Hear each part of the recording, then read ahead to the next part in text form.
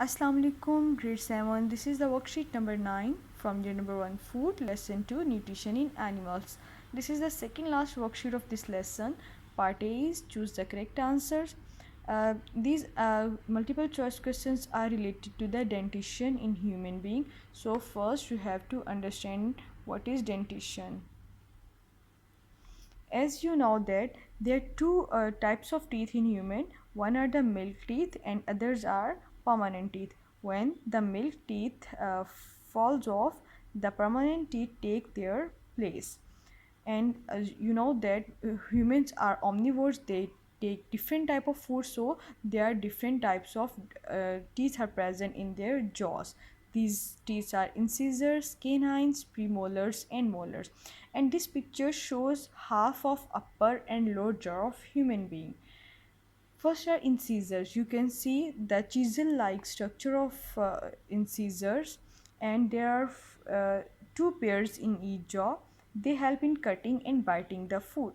Next are canines. There are one pair of canines in each jaw. They have pointed end and they are used for tearing food. You can see a prominent canines in the carnivores. For example, lion have very prominent pointed teeth that are canines. Then are premolars. There are two pairs of premolars in each jaw. They have flattened shape from the top, and the surface of the premolar has small humps, you can see in the picture, which facilitate in grinding and mastication of food. And the last one are molars. There are 12 molars in our mouth and three pairs of molars in each jaw. So the molars have the large flattened area that are used for grinding the food.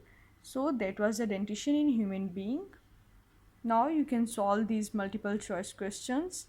And then part B is complete the following table. There are type of teeth, number in your each jaw, and then function. As I have told in this video that incisors are two pairs, then total number of the incisor would be 8, and write the function in the same way. You have to fill the whole table.